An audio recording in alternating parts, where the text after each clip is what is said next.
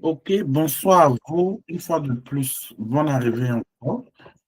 Nous sommes réunis ce soir pour parler des opportunités d'études pour la France. Donc, au webinaire pour les études en France, nous parlerons ce soir de la procédure Campus France. Nous avons bien sûr, monsieur, parlé, l'un de nos étudiants aujourd'hui en France. Nous avons également la présence de monsieur Modeste Cissé, l'un de nos coachs depuis Paris, qui va intervenir ce soir pour nous parler des opportunités d'études en France et nous donner quelques éléments, à la suite de laquelle nous allons passer à une étape de questions-réponses pour éclairer votre lanterne.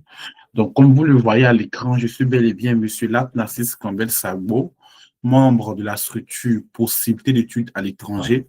Et nous encadrons pour les études à l'étranger, notamment pour la procédure Campus France pour la destination France. Donc, si vous êtes intéressé pour les études en France, vous êtes à la bonne adresse.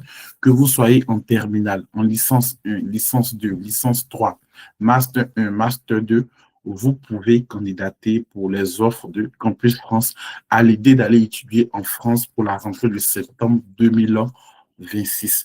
Et c'est maintenant que les procédures d'inscription commencent. Depuis le 1er octobre, les procédures d'inscription sur le site du gouvernement français a déjà commencé. Donc, vous devez vous dépêcher. Ce soir, nous ferons une conférence pour éclairer votre lanterne, pouvoir répondre à quelques questions qui seront posées.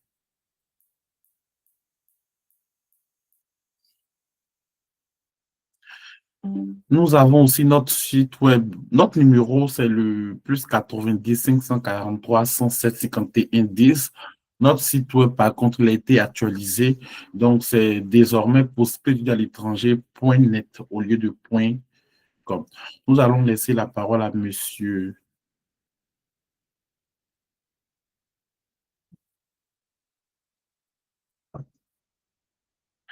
Modeste, à l'idée de nous entretenir par rapport aux études en France, les différents documents requis, les dossiers à présenter et tout. Donc, monsieur Modeste, vous avez la parole. Vous pouvez nous éclairer sur les études en France. Bonsoir à tout le monde. Tu m'entends? Je vous entends, mais un peu faiblement. Bonsoir, ça va maintenant? Oui, oui, ça va. Ok, super. Désolé, vous n'allez pas me voir. J'ai ma caméra qui est fermée. Du coup, moi, c'est Modeste. Je travaille avec possibilité d'études à l'étranger. J'accompagne nos candidats dans la réalisation de leurs projets d'études en France, c'est-à-dire Campus France. Voilà. Donc, du coup, pour faire une présentation globale, moi, je suis étudiant. J'ai fait un master en économie en France et j'ai fait également un master spécialisé en finance. Voilà. Du coup, je suis en fin d'études. Ok. Donc, nous sommes 24 personnes, voilà, je crois que c'est bon. Voilà, donc du coup, Campus France, on va commencer par présenter Campus France et je vais vous expliquer comment est-ce que ça se déroule. Il faut savoir que la procédure Campus France, c'est la procédure par laquelle tout étudiant qui se trouve hors de la France, c'est-à-dire des pays hors de la France, également hors de l'Europe, euh, doivent faire pour pouvoir poursuivre leurs études dans les universités publiques françaises. Voilà. Euh, dans tous les pays africains, je crois qu'il y a une représentation Campus France. Comment est-ce que ça se déroule? D'abord, il faut savoir que Campus France n'est pas une bourse d'études. Ce n'est pas une bourse d'études. Voilà, si vous voulez venir étudier en France, vous passez par Campus France avec vos propres moyens. Ce n'est pas une bourse d'études. C'est la première des choses à savoir. Voilà. Donc, du coup, les différentes étapes, il faut commencer à créer un compte Campus France, qu'on appelle compte Pastel. Voilà, à travers le site Campus France de votre pays. Voilà, vous créez le compte. Et lorsque vous créez le compte, vous commencez à renseigner les différentes informations, en commençant par les informations personnelles, voilà, et renseigner euh, votre parcours scolaire et académique. Après avoir renseigné tous ces éléments, il faut faire le choix des universités. Il faut savoir qu'avec Campus France, vous avez droit à 7 choix, c'est-à-dire vous pouvez choisir jusqu'à 7 universités. Et comment se fait le choix des universités? Pour choisir une formation, d'abord, il y a des critères voilà, à prendre en compte pour que votre dossier ne soit pas rejeté par les universités que vous allez choisir. D'abord, il y a les critères académiques. Et les critères académiques, il y a deux éléments. Votre parcours académique, c'est-à-dire le parcours que vous avez déjà eu à faire, voilà, si tout ce que vous avez déjà eu à faire et tout ce que vous souhaiterez faire. OK? Et ensuite, après avoir regardé ce critère-là aussi, il faut voir les critères de l'université.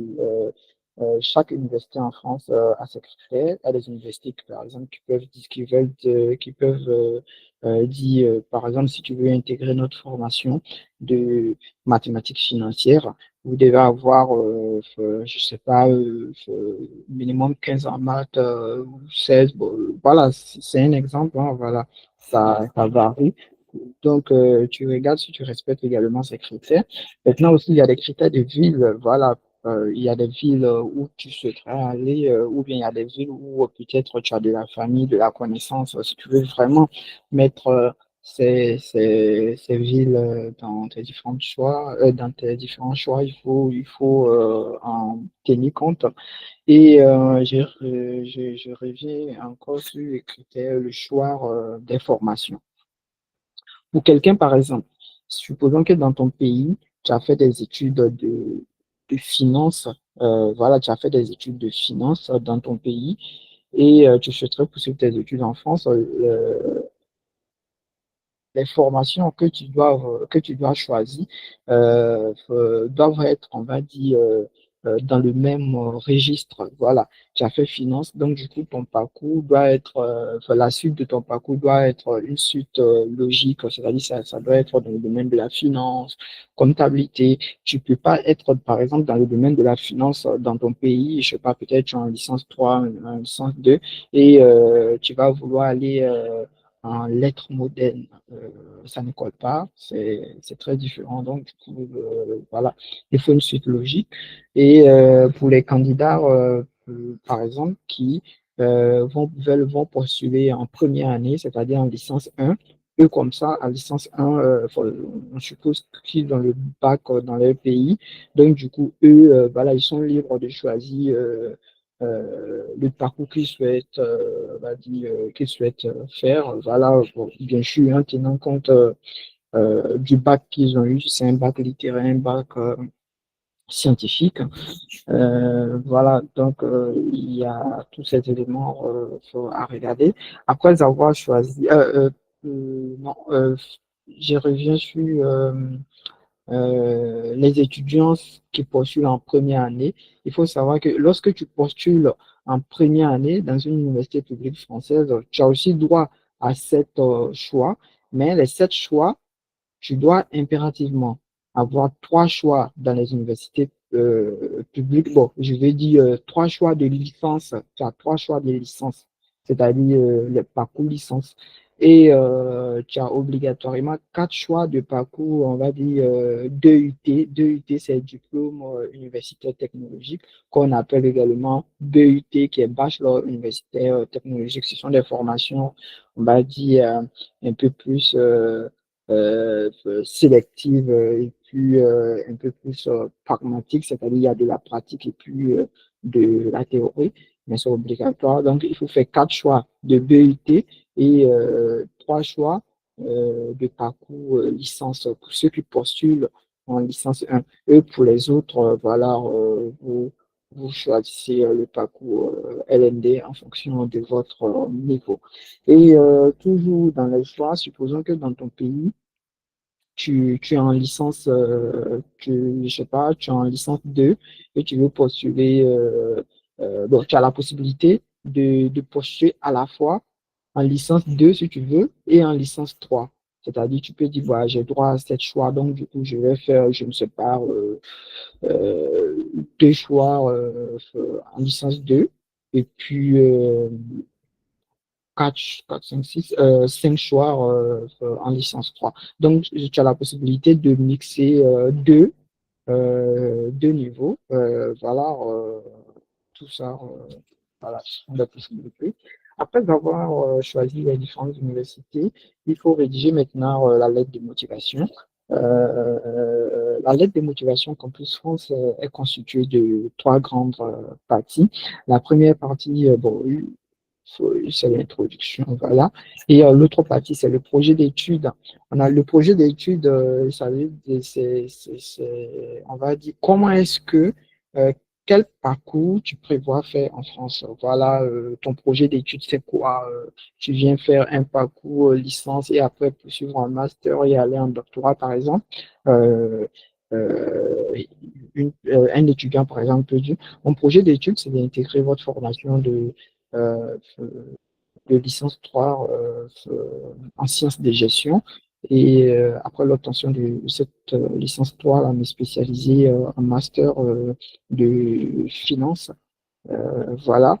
Et continuer si pour aller en doctorat, si la personne a des projets d'études de doctorat aussi, continuer. Donc, c'est le parcours que tu souhaiterais faire en France. Voilà. Et après le projet d'études, il y a le projet professionnel. Le projet professionnel désigne, on va dire, la profession que tu souhaiterais exercer après tes études. C'est-à-dire, après tes études, qu'est-ce que tu veux faire comme travail? Voilà. Par exemple, tu as fait des études de finance. Voilà. Après mes études, je souhaiterais devenir ingénieur financier, je souhaiterais devenir auditeur financier, consultant financier. Voilà, voilà. Et le projet professionnel doit être en adéquation avec ton projet d'études. Si tu dis que tu veux étudier la finance, tu vas pas dire que non, mon projet d'études, c'est de devenir mécanicien. Ça ne colle pas. Tu ne peux pas faire la finance et puis vouloir devenir mécanicien. Si tu fais la finance, ton projet professionnel doit être une profession dans le domaine de la finance. Tu fais de la mécanique, ton projet d'étude doit être dans le domaine de la mécanique. Tu fais de la médecine, ton projet de professionnel doit être dans le domaine de la médecine. Donc, il faut une cohérence. OK? Voilà, donc, tu rédiges cette lettre de motivation-là.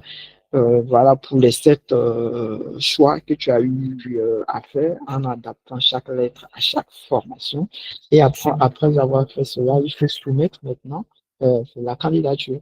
Il faut soumettre la candidature. Après avoir soumis la candidature, Campus France va vous demander le paiement des frais Campus France. Oui, il faut payer des frais Campus France. Et les frais Campus France, je crois que le montant varie en fonction des pays. Je ne sais pas, peut-être en Côte d'Ivoire, je crois que ça doit être 80 000 avec 100 francs. Là. 100 francs, c'est, je crois, la taxe, quelque chose comme ça. Donc, je crois qu'en Côte d'Ivoire, c'est 80 000. Voilà, ça varie en fonction des pays. Donc, tu vas aller payer les frais Campus France dans une banque de ton pays. Campus France va t'envoyer les informations bancaire pour que tu puisses faire la transaction dans une banque. Après avoir fait cela, Campus France va étudier ton dossier et lorsque ton dossier sera étudié, des, s'il y a des documents qui manquent ou bien s'il y a des informations qui manquent, Campus France va vous inviter à faire une correction ou des corrections. Euh, voilà, et aussi, bon, s'il n'y a pas de correction à faire aussi, automatiquement, vous serez invité à un entretien. Et s'il y a des corrections à faire, vous allez faire la correction et euh, valider le dossier, mais vous ne repayez plus. Voilà, vous ne repayez plus.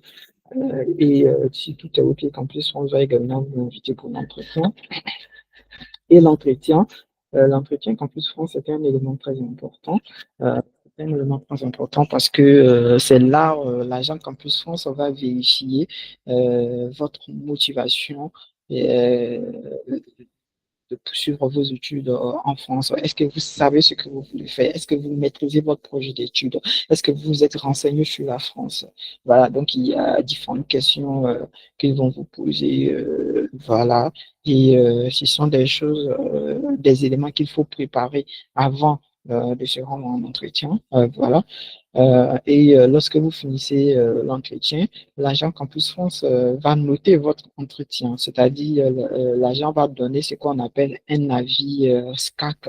Et l'avis SCAC, c'est un avis qui est soit favorable ou défavorable. L'objectif, c'est d'avoir un avis favorable. Mais cet avis-là, vous n'allez pas le voir. L'avis, il est confidentiel, vous n'allez jamais le voir. Voilà.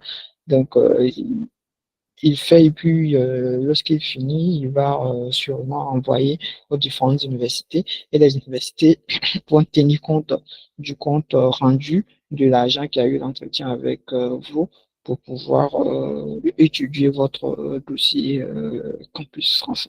Donc, il faut tout faire pour avoir un avis favorable. Si l'avis est favorable, voilà, ça vous fait un plus, voilà. Mais si l'avis est défavorable, vous ne les saurez jamais, hein, voilà. Si, si la vie est défavorable, ça risque d'être compliqué, même si vous avez de bons résultats. Peut-être l'université lui dit, bah, vous ne maîtrisez pas votre projet d'études, donc certes, vous avez 17 de moyenne, mais bon, on ne peut pas vous prendre, voilà. Mais en tout cas, une chose est sûre, vous ne saurez jamais la vie SCAC qui vous a été donné. Et après cela, maintenant, voilà, vous attendez calmement les réponses des différentes universités que vous avez choisies. Donc, si vous recevez une réponse d'une université, vous allez recevoir un mail pour vous dire que X université vous a répondu. Maintenant, pour voir si cette réponse est positive ou négative, vous allez vous contacter, vous connecter sur votre compte Pastel, c'est-à-dire votre compte Campus France, pour voir la réponse. Si la réponse est positive, bon, ça fait plus un. Voilà. Si vous voulez attendre encore, vous attendez les autres. Peut-être il y a une université qui vous plaît, mais qui ne vous a pas encore répondu et vous souhaiterez attendre un peu pour voir si cette université va vous donner une réponse positive. Donc, vous attendez, voilà. Mais aussi, si vous voulez valider la première réponse que vous avez positive que vous avez reçue, vous validez automatiquement. Voilà et voilà. Donc, et si vous avez plusieurs réponses, vous devez faire un seul choix, c'est-à-dire vous choisissez une seule université. Après avoir fait le choix définitif, c'est fini, on ne peut plus revenir sur le choix. Donc, lorsque cela est fait, voilà, Campus, on va vous envoyer un document qu'on appelle l'accord préalable d'admission. Et ce document, il est obligatoire. Et c'est ce document que vous allez utiliser en complément d'autres documents pour faire votre demande de visa. Et pour la demande de visa aussi, ça, il y a ce qu'on appelle, c'est là maintenant que des points importants vont apparaître, comme la garantie financière, euh, l'hébergement, la garantie financière, l'hébergement, voilà, ce sont des éléments importants. La garantie financière, c'est quoi? Vous voulez venir étudier en France. Est-ce que vous avez les moyens de financer votre étude en France? Qui va financer vos études en France? Être vous-même? Est-ce vous-même? Est-ce vos parents? Est-ce un ami? Est-ce un membre de votre famille? Est-ce une personne? Est-ce deux personnes? Est-ce trois personnes? Où est-ce que la personne vit? En France? Dans votre pays? Dans un autre pays? En tout cas, ça, en fonction de où vous êtes situé, vous allez constituer le dossier de la garantie financière pour dire, pour montrer à l'ambassade que vous serez pris en charge pendant tout votre parcours en France. Voilà. Donc, comme je le disais, vous-même, vous pouvez être votre garant financier. On ne sait jamais, peut-être vous travaillez déjà ou bien peut-être voilà, vos parents peuvent décider de mettre aussi un compte euh, à votre nom. Voilà. Et si c'est vous-même, vous voulez être votre garant financier, c'est que vous allez faire. Merci de fermer votre micro, c'est vous.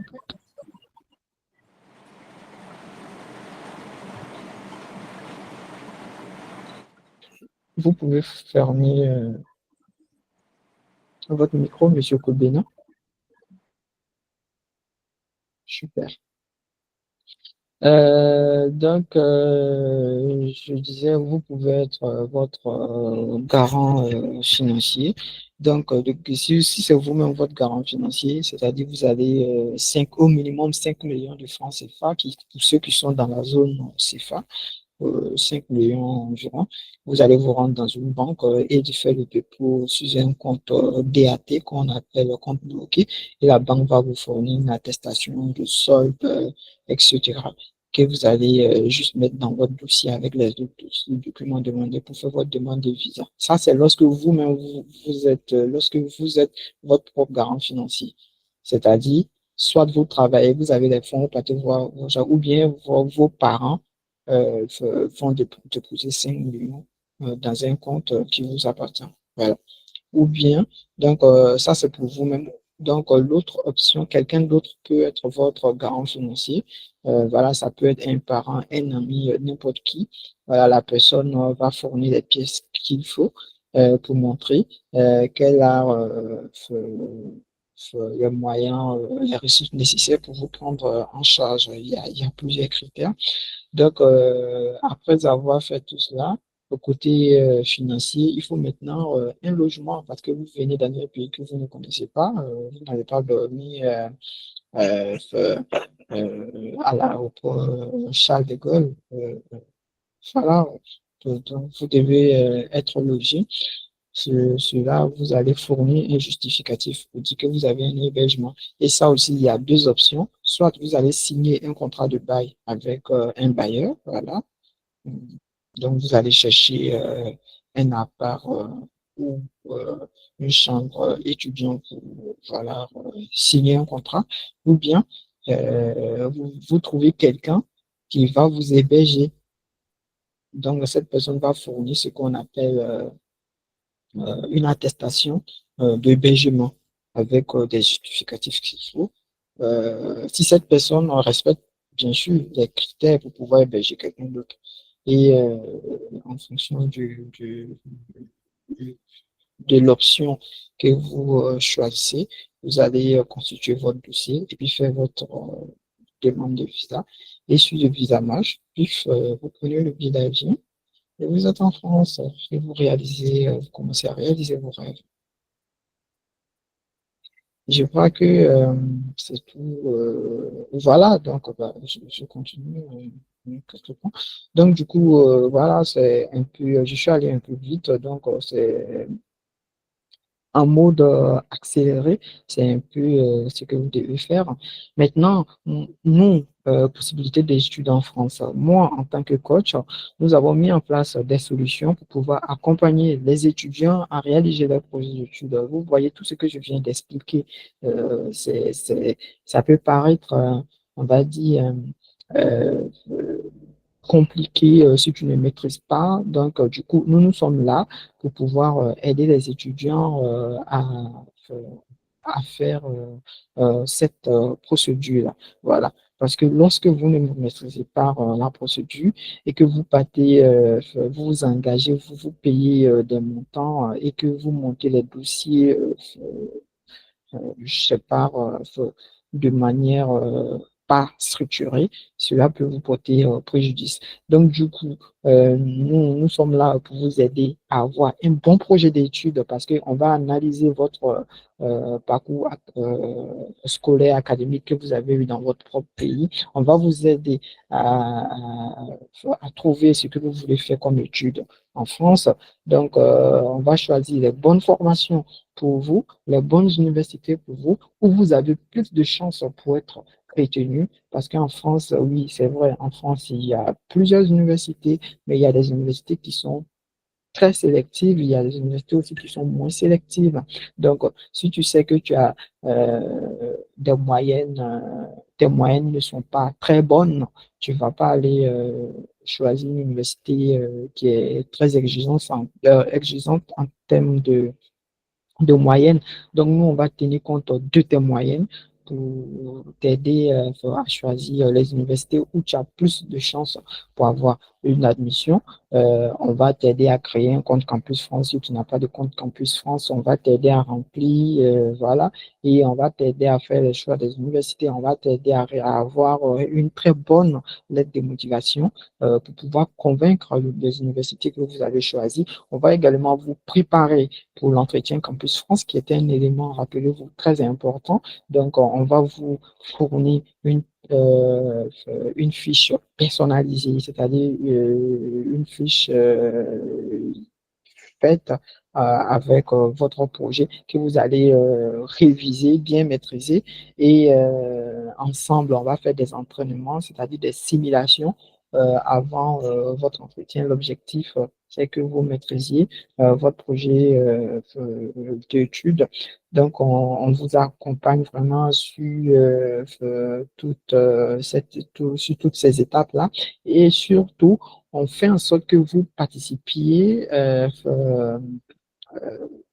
dans la réalisation, au montage, on va dire, dans le montage de votre projet d'étude. Nous, on peut tout faire à votre place sans souci, mais bon, en entretien, on peut savoir si c'est le candidat vraiment, si c'est quelqu'un d'autre qui a monté son projet pour lui, s'il n'a pas eu à participer ou pas. Donc, nous, par exemple, on vous fait participer. Par exemple, on peut te demander, faut chercher sur Internet, si tu vas, la formation que tu veux faire, va sur Internet, va faire des recherches. Si tu vois une formation qui te plaît, faut nous envoyer, on va essayer de voir aussi, voilà, l'objectif, c'est que vous maîtrisez tous ces trucs-là. On va également vous faire participer dans la rédaction de la lettre de motivation.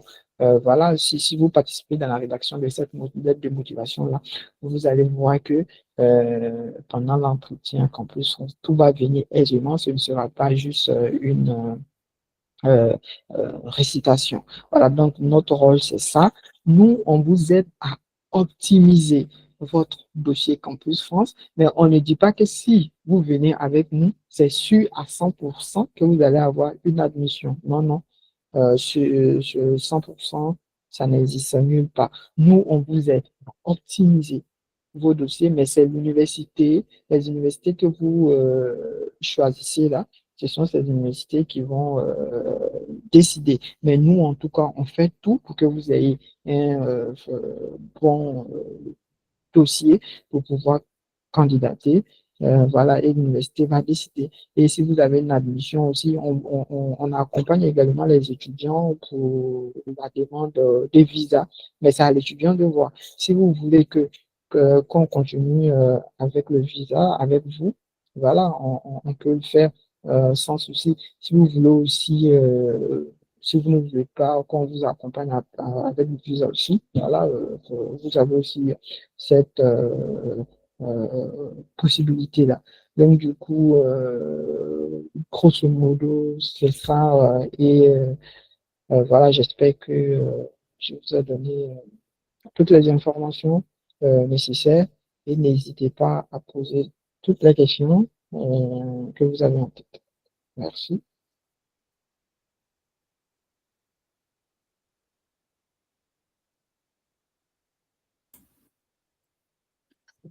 Merci beaucoup, Monsieur Modeste Cissé, pour ce bel exposé que vous avez tenu ce soir. Je vous le rappelle encore une fois de plus, je suis Monsieur Narcisse Campbell Sagbo, membre de la structure Possibilité d'études à l'étranger.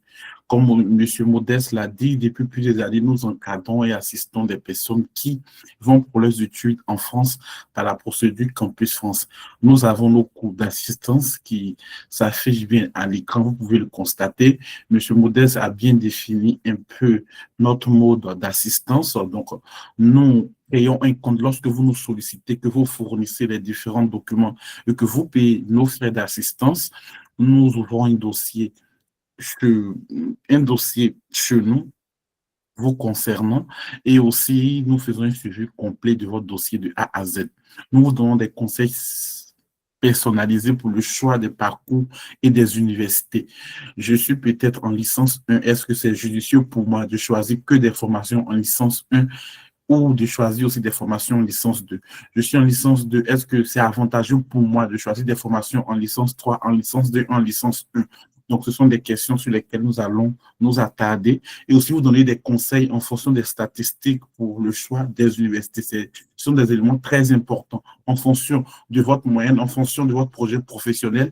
Quelle est l'université qui peut vous arranger, dans quelle université est-ce qu'il y a plus de personnes qui sont acceptées dans votre domaine. C'est en cela que nous vous accompagnons, nous vous aidons et corrigeons aussi la lettre de motivation que vous allez écrire, comme monsieur Modeste l'a dit, il y a 7 choix à faire. Donc, vous n'écrivez pas une seule lettre pour la joindre pour les 7 choix, non. Il faut adapter la lettre en fonction de chaque université parce que chaque université a son standard et il faut adapter la lettre. Donc, c'est en cela que nous travaillons avec vous pour remédier à ce problème.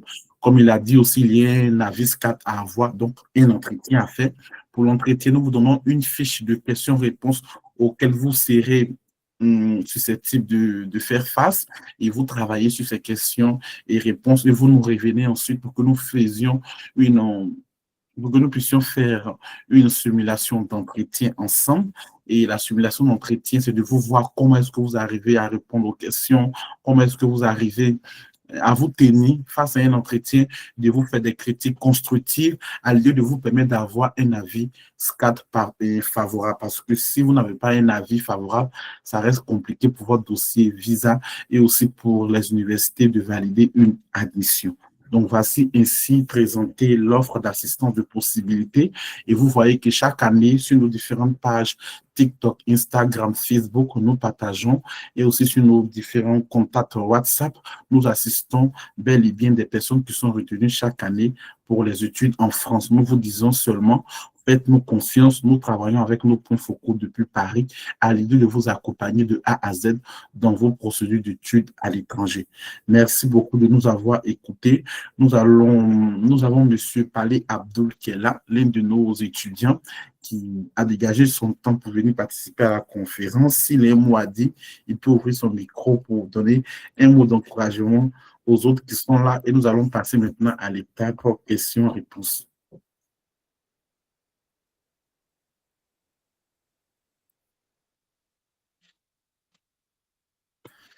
Ok.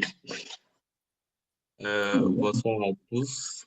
Bonsoir, monsieur Palé. Comment vous allez? Ouais, je vais très bien, je vais très bien. Ok, J'espère de même merci. chez vous aussi. Ok, pas de Allez, et les problème. cours, ça va? Ouais, ça va, on se débrouille, ça va. Tu es à Lyon, c'est ça? Non, je suis à Orléans. Oh, bien, super. Ok, pas de problème. Donc, monsieur Palé, vous pouvez vous présenter et puis un peu faire un résumé. Qu'est-ce que vous avez retenu de notre assistance? Est-ce que nous sommes un cabinet et comme on appelle, à promouvoir? Au sortir de votre expérience avec nous, qu'est-ce que vous retenez pour tout ça? D'accord, donc bonsoir à tous. Je vais commencer par présenter mon expérience que j'ai vécue avec la structure possibilité d'études à l'étranger. Donc, j'ai eu à bénéficier de leurs aides pour un accompagnement pour la demande de visa et puis les démarches à suivre lorsque j'étais encore au pays. Donc, ils m'ont aidé à faire la lettre de motivation, une lettre de motivation que j'ai faite et ensuite je leur ai partagé, on a corrigé ensemble, ce qui m'a permis de concevoir un peu mon projet d'études, de voir un peu même, parce que avoir un projet d'études là, c'est pas donné à tout le monde. Donc, ils m'ont aidé à bien structurer un peu mon projet d'études sous forme de lettres de motivation et de CV. Et puis, à structurer mes documents sur le site Études France.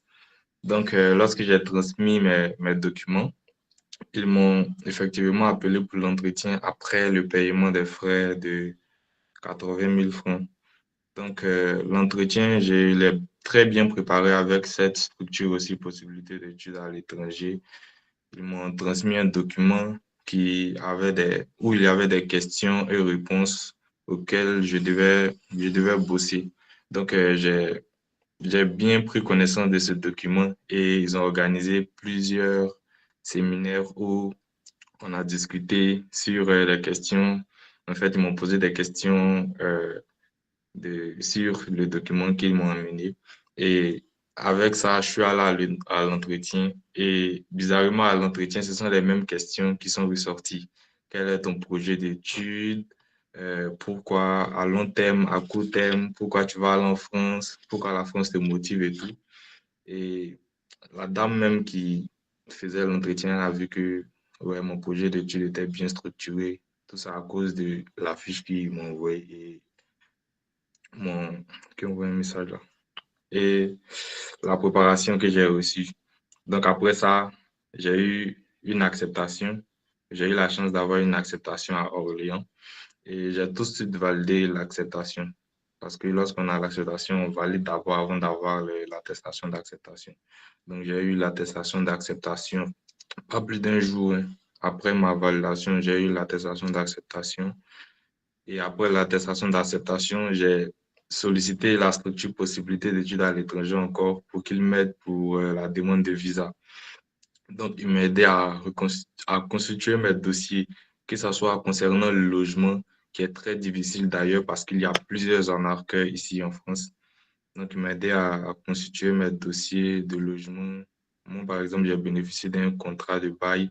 Donc, j'ai signé un contrat avec un bailleur ici présent. Je suis même dans cette maison-là, je ne sais pas si vous voyez bien. Ouais. J'ai signé un contrat et avec ce contrat-là, j'ai joint des pièces, d'autres pièces comme les justificatifs de 4 millions, bon 5 millions, disons 5 millions, et le contrat de bail et l'attestation d'acceptation avec lesquels j'ai demandé mon visa. Bon, les autres documents qu'on ajoute là, ce sont des documents de l'école, en fait, les bulletins et tout.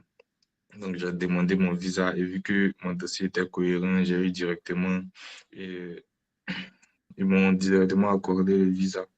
Et juste avec ce visa, je suis venu. Et même à mon arrivée en France, c'est la même structure, possibilité d'études à l'étranger qui est venue me chercher euh, à l'aéroport de Paris.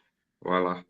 Et je ne sais pas si vous suivez un peu la page TikTok de la possibilité d'études, mais si vous suivez, vous allez me voir là, ouais. Ils m'ont même pris des photos voilà, à l'aéroport de Paris. Ils sont venus me chercher en voiture et ils m'ont accompagné jusqu'à ma ville ici, à Orléans, vu que ce n'est pas trop loin de Paris, c'est à 1h30 de Paris. Donc, ils m'ont accompagné jusqu'à mon logement, qu'ils ont même cherché pour moi.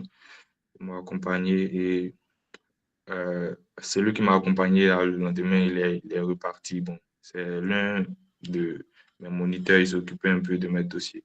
Donc, le lendemain, il est reparti et il m'a même montré des trucs, comment faire des achats parce que c'est différent, c'est vraiment différent du pays. Donc, on fait les achats avec des cartes bancaires. Si tu n'as pas de carte bancaire, tu as les monnaies, tu fais des achats en ligne. C'est bizarre en fait. Donc, il m'a montré beaucoup de choses, il m'a aidé à valider mon visa, tout. Et puis, ils m'ont même fourni une liste des, comment dirais-je, des Des premiers démarches à faire. prérequis, voilà, que je dois avoir ici. En fait, avec eux, c'était très bien. J'ai vécu vraiment une expérience clean en fait. C'était très clean, c'était très bien, j'ai vraiment aimé, voilà. Et même actuellement, ils m'aident. Lorsque j'ai une difficulté, je leur envoie, oui, j'ai ça, et puis ils trouvent rapidement des solutions. Donc voilà, je leur remercie encore. Et je dois même, Monsieur Bala, vous voyez, il m'a aidé un peu avec les procédures de l'université, là. Je lui dois, je crois, 12 euros.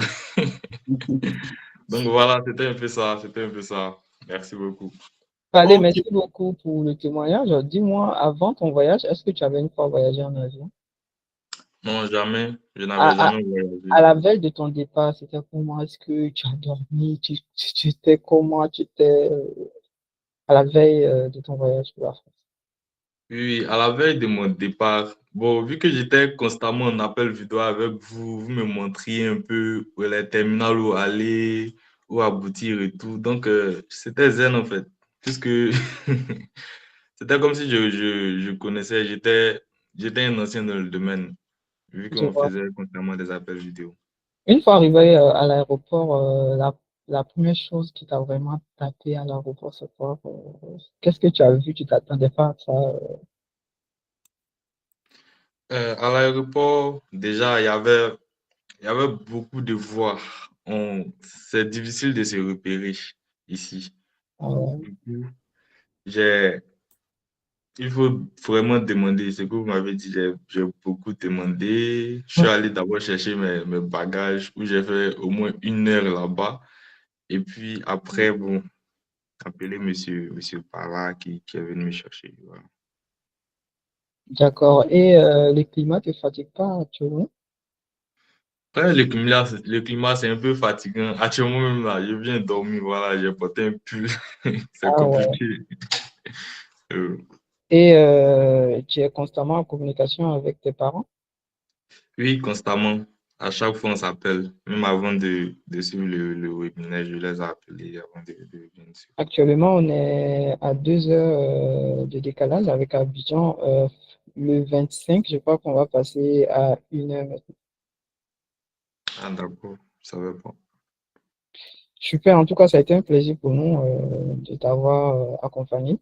Et surtout, n'hésite pas, si tu as des soucis, bon, tu le sais, tu connais nos canaux. Donc, tu nous écris et paf, on va régler le problème. Pas de problème, monsieur. Merci beaucoup. Merci. Ok, merci beaucoup à Monsieur Palais d'avoir partagé son expérience avec nous. Nous invitons tous ceux et celles qui sont encore ici, qui hésitent encore, de nous contacter pour avoir une assistance, bénéfice de notre assistance de A à Z à l'idée d'étudier en France. Vous avez bien vu ici que Monsieur Palais a bien confirmé que à l'entretien, la fiche qu'on lui avait remise pour se préparer, la plupart des questions étaient sortir à l'entretien. Donc, c'est avantageux pour vous de vous faire accompagner en fonction de votre dossier, en fonction de votre lettre de motivation, de votre projet d'études et autres. Nous, Monsieur Modeste se charge de vous fournir une fiche de travail sur laquelle vous allez travailler, une fiche de questions-réponses qui seront susceptibles d'être posées. Et généralement, quand nous faisons, près de 90% des questions sortent à l'entretien. Donc, c'est un avantage pour vous. Il vous a expliqué aussi que pour ces procédures de visa pour la France, il a fallu avoir un logement. Le logement, vous êtes en Côte d'Ivoire, c'est pas facile d'avoir forcément un logement en France.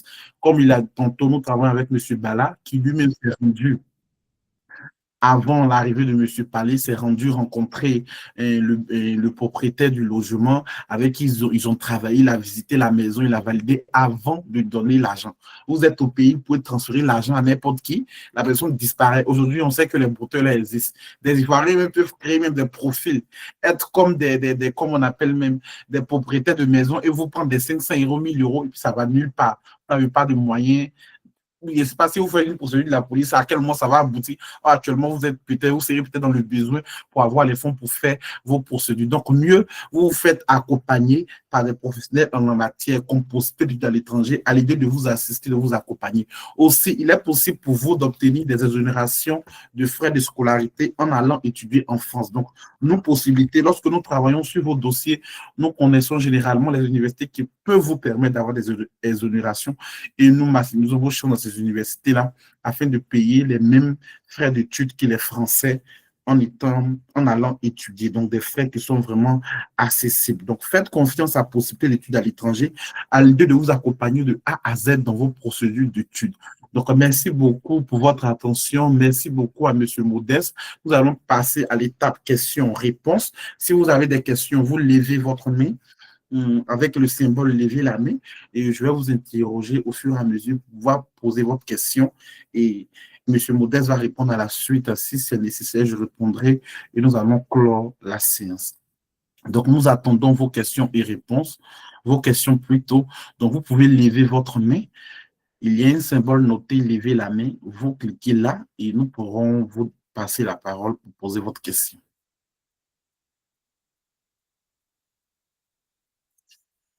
Est-ce que vous êtes là? Je pense que vous êtes assez timide. Vous êtes là pour poser vos questions. Vous pouvez poser vos questions en levant la main. On va vous interroger, vous donner la parole. OK. Marc Hachi. OK. Bonsoir, Monsieur Marc Hachi. Est-ce que vous pouvez ouvrir votre micro, poser votre question pour que nous puissions donner des éléments de réponse? Bonsoir à tous. Bonsoir. Merci, coach. Je pense que déjà vous me connaissez puisqu'on échange beaucoup par WhatsApp là. Oui, pas de quoi. Ah, d'accord, effectivement. En fait, moi, j'ai une petite question, bon, je dirais préoccupation en fait. OK. Le souci, c'est que quoi, bon, par exemple, tu veux postuler pour campus en France, pour les études en France, bien évidemment. Et là, Oui. dès que tu finis les études, tu ne postules pas directement. Bon, tu es contraint à aller travailler souvent pour revenir maintenant pour postuler pour les études en France. Maintenant, dans ce genre de cas, puisqu'il y a une discontinuité entre la date à laquelle tu es sorti et aussi la date à laquelle tu postules, il n'y a pas des dossiers complémentaires qu'on doit ajouter au niveau des dossiers à fournir, quoi.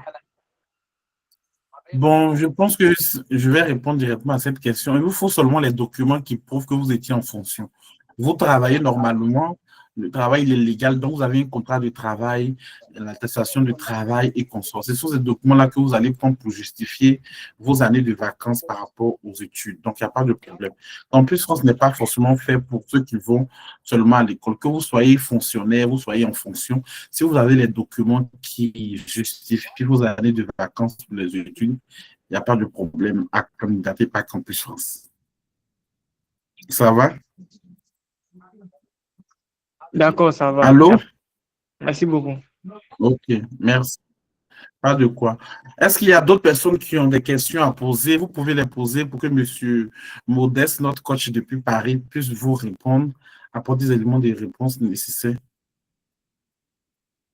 Donc, regardez un peu dans les différents onglets, il y a une main qui est levée. Vous cliquez là-bas. Vous allez apparaître ici à notre écran. Nous allons vous interroger pour pouvoir poser votre question.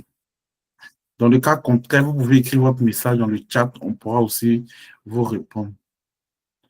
Ibrahim Koné, j'ai une préoccupation. Tout à l'heure, il y avait M. Modeste qui parlait de ceux qui voulaient opter pour la licence 1. Et il y avait 7 choix à faire à ce niveau. Puis il a essayé d'expliquer. Mais moi, j'ai eu un souci avec ma connexion. Donc, je voulais une explication à ce niveau. Donc, M. Ezekiel, M. Modeste, autant pour moi, au niveau des 7 choix à faire, les choix en licence et en DUT, si je ne veux, ou BUT, si vous pouvez essayer d'expliquer encore pour notre ami M. Ibrahim Koné. Ok, Ibrahim.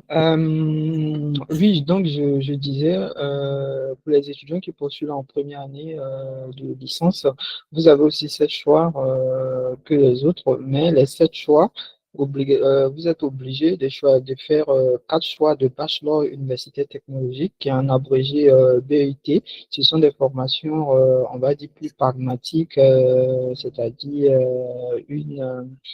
euh, à la fois pratique et théorique, voilà, je crois qu'il se fait en 3 ans, ou 3 ans, oui, mais après les 3 ans aussi, vous pouvez continuer en master si vous voulez. Donc, vous faites obligatoirement 4 choix de BUT et puis 3 choix de parcours licence, et c'est obligatoire. OK, merci beaucoup, M. Modeste, pour la réponse. Monsieur Lanseni Lazare, votre question.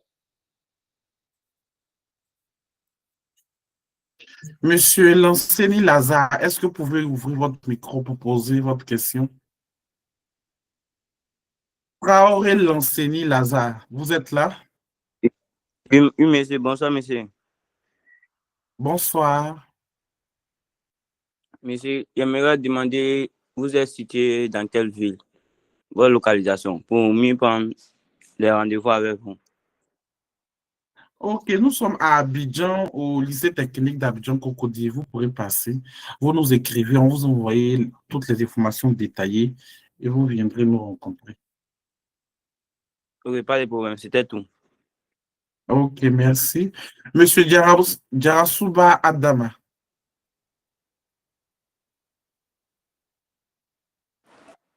Bonsoir, monsieur. Bonsoir à tous. Bonsoir, comment vous allez? Oui, je vais bien. J'espère que vous allez bien Ok. Oui, aussi. oui, nous allons bien par la grâce de Ma, Dieu. ma préoccupation est la suivante. Ok. Pour quelqu'un qui postule en licence, qui est, bon, disons, qui a une formation un peu générale, et puis quelqu'un qui postule en BUT, qui a une formation qui est plus spécialisée par rapport à la licence, est-ce que il n'y a pas une nuance dans son projet d'études? C'est ça ma question. C'est-à-dire, par exemple, si on te demande quel est ton projet d'études et que tu dis que tu veux faire, par exemple, une licence et puis, bon, ou un BIT, est-ce qu'il n'y a pas de nuance à ce niveau-là? Ok, monsieur Modeste, si c'est vous, vous avez Si je le comprends micro, vous si pouvez je comprends bien la question, vous voulez dire, il y a deux parcours à choisir, comment faire la lettre de motivation par rapport à ces deux parcours, c'est ça? Euh, Non, ce n'est pas la lettre de motivation, mais un projet d'études. Un En projet d'études. fonction des deux, voilà. Bon, oui, bon, on va dire, ça va se situer au niveau de la lettre de motivation et au niveau de la présentation lors de l'entretien avec l'agent Campus France. Je vais commencer par la lettre de motivation. Donc, au niveau de la lettre de motivation, je crois que là, il n'y a pas de souci parce que chaque choix qu'on va faire, il y a une lettre de motivation. Donc, X université va pas savoir ce que tu as écrit chez l'autre. Maintenant, chez l'agent Campus France sait que tu postules à deux formations, c'est-à-dire une formation qui est spécialisée dès le départ et l'autre formation qui est généraliste, comme vous l'avez signifié. Donc, lors de la présentation, donc vous allez utiliser le thème ou. Donc, par exemple, je prends quelqu'un qui veut faire des études dans le domaine euh, économique, commercial et comptable, c'est-à-dire les trucs de finance, comme ça. Voilà. Généralement, quelqu'un qui est dans ce cas, en BUT, le nom de la formation, ça, généralement, c'est gestion d'entreprise gestion d'entreprise et administration, quelque chose comme ça. Et au niveau des parcours licence, voilà, ça peut être sciences économiques et de gestion. Voilà. Donc, en entretien, par exemple, tu vas dire, mon projet d'étude, c'est d'intégrer une formation de BIT en administration ou gestion d'entreprise ou une formation de licence en sciences économiques et de gestion dans le but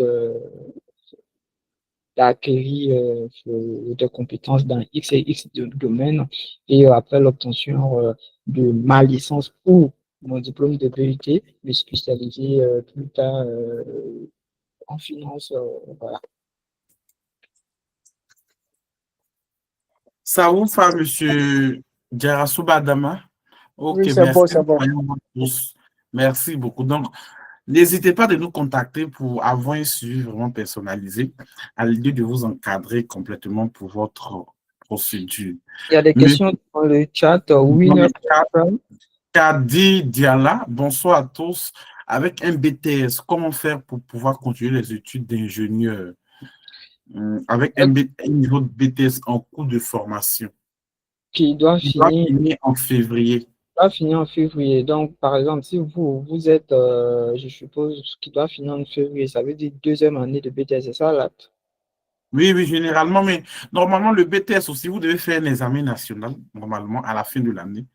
Donc, Oui, ou bah, bien, on suppose, si la personne est en deuxième année actuellement et que vous voulez postuler à Campus France en deuxième année, ça veut dire que vous n'avez pas encore passé le BTS. le BTS, vous n'avez pas encore passé l'examen du BTS, vous pouvez faire Campus France, mais vous, quand vous allez candidater, vous devez reprendre à zéro. Vous allez commencer par la licence 1. Donc, vous allez faire le même parcours que les personnes de la Et licence vous 1. avoir le bac. Et quand vous allez à l'avenir, voilà, dans votre projet d'études, vous pouvez faire des études, aller jusqu'en cycle d'ingénieur, ça, il n'y a pas de souci.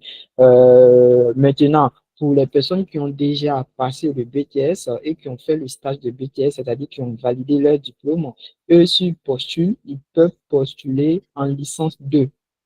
C'est-à-dire, s'ils veulent, ils postulent aussi en licence 1, mais eux, ils peuvent postuler aussi en licence 2. Mais si tu n'as pas encore euh, fait de stage, c'est-à-dire que tu n'as pas encore validé définitivement ton BTS, toi, tu es considéré comme quelqu'un qui doit, bachelier.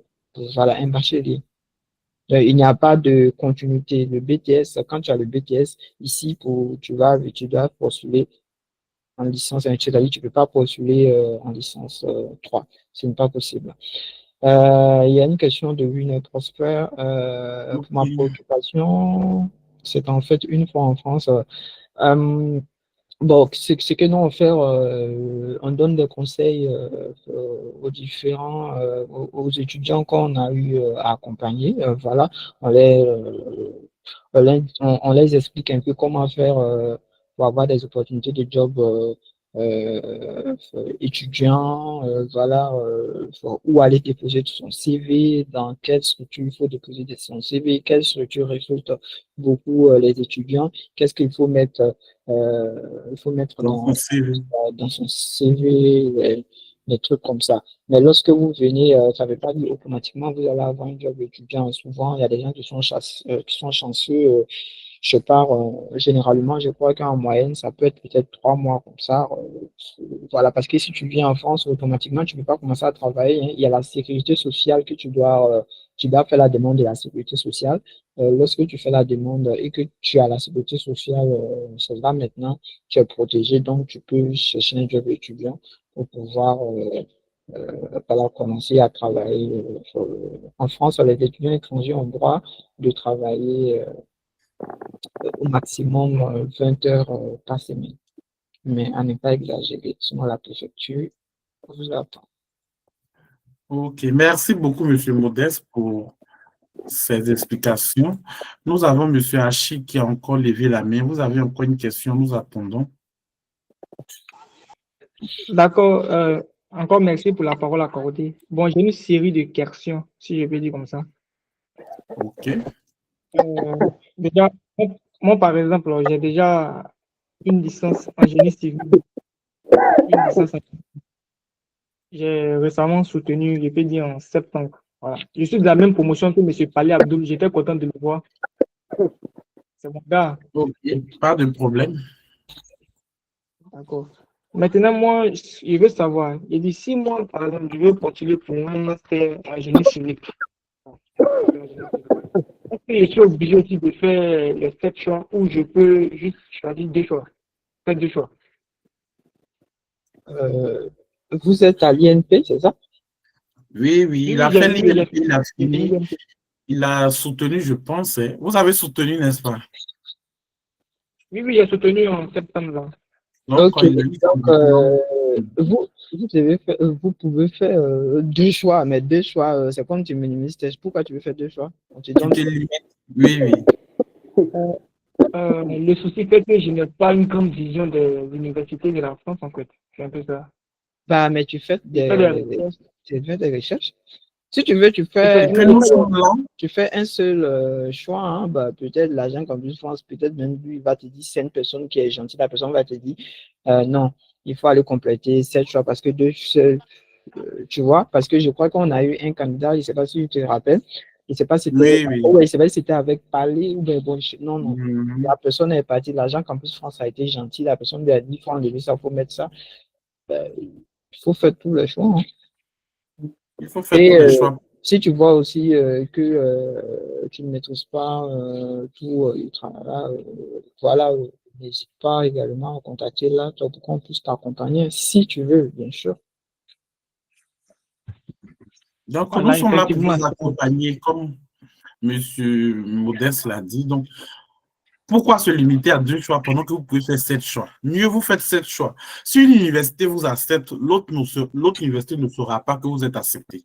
Donc, il y a un délai aussi pour pouvoir finaliser votre procédure dans le système par rapport aux acceptations. Donc, vous avez reçu l'acceptation, vous attendez, vous recevez. Quand la date limite des acceptations arrive, vous comptabilisez le nombre d'acceptations que vous avez, vous pesez les universités entre elles et vous voyez le meilleur choix en fonction de vos coûts, en fonction de la vie de plusieurs autres critères que vous pouvez regarder et faire le dernier choix pour partir. Mais pourquoi dès la base, où tu cherches à avoir une admission, tu vas te limiter à 2 universités? Et si là-bas, tu as eu que des refus, tu fais comment? Bon, pas que je vais me limiter à 2 universités. C'est en ce sens que j'ai besoin de votre accompagnement, en fait. Oui, J'aimerais donc, savoir si oui, c'est oui. possible que vous-même vous puissiez m'aider à trouver les Oui, oui, universités, en fait. comme M. Palais l'a dit tantôt, nous vous encadrons de A à Z dans votre procédure lorsque vous prenez une assistance chez nous. Donc, vous nous fournissez les documents. C'est ensemble avec vous que nous travaillons. Vous avez peut-être 2 universités en tête. Voici les universités dans lesquelles je voudrais aller. OK, pas de problème. On analyse, on voit en fonction de vos moyennes. Oui, vous pouvez y aller en fonction des critères des universités. Maintenant, nous-mêmes, avec votre dossier, voici d'autres universités qu'on peut ajouter à la liste pour vous permettre de maximiser vos chances. Et nous finalisons ensemble votre procédure. D'accord, c'est compris. Ok. Ça me va.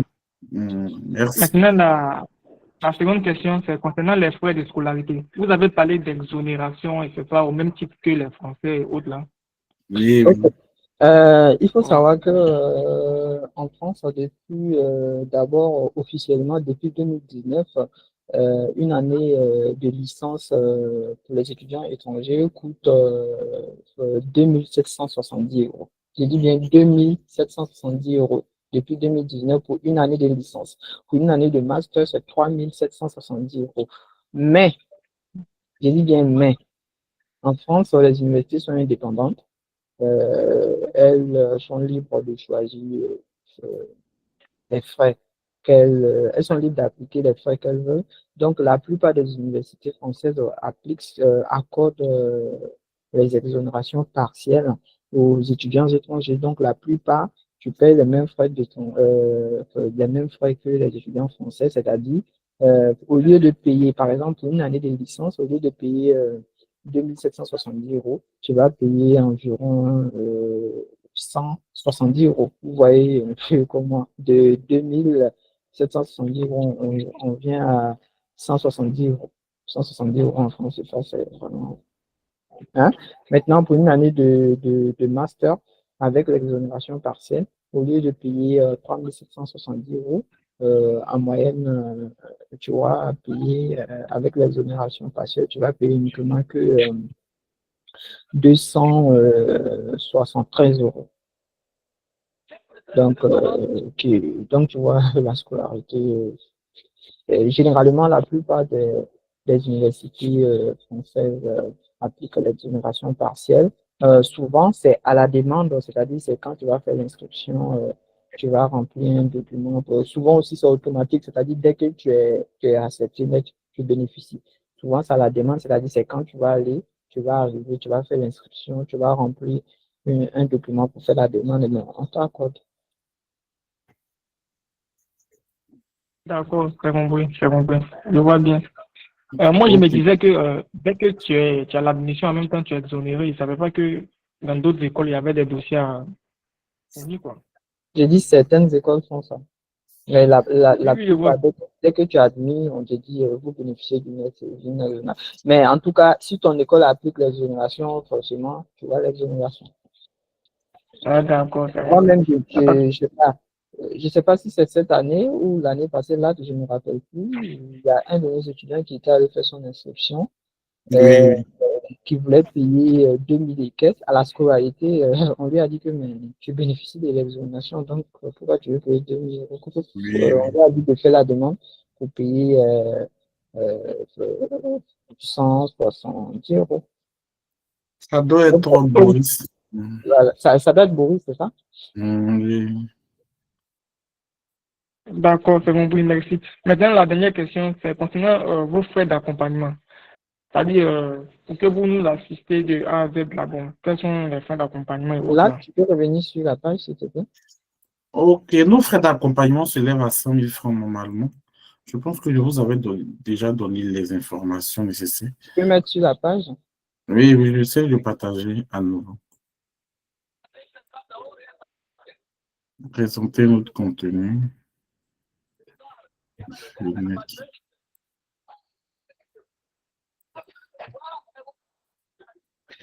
Vous avez ici nos frais, vous voyez notre écran, voici nos frais d'accompagnement. Oui, oui, je vois, je vois. Ok, merci. D'accord, c'est tout pour moi. Merci beaucoup. Ok. Pas de quoi. Est-ce qu'il y a d'autres personnes qui ont des questions à poser? S'il n'y a pas d'autres personnes, nous allons donner la parole à M. Modeste pour son mot de fin et nous allons clore la séance. Ok, ça a été un plaisir pour moi d'animer ce panel. Voilà, et n'hésitez surtout pas, si vous voulez bénéficier de notre accompagnement, contactez l'AT pour vous inscrire. Si vous voulez aussi faire la procédure vous-même, oui, c'est possible. Il suffit de bien vous renseigner surtout. Vous vous renseignez bien et puis vous faites votre procédure. Il y a de nombreux étudiants qui font leur procédure eux-mêmes et puis qui obtiennent des acceptations, qui obtiennent les visas. Voilà. Donc, n'hésitez surtout pas. Bonne soirée. Au revoir.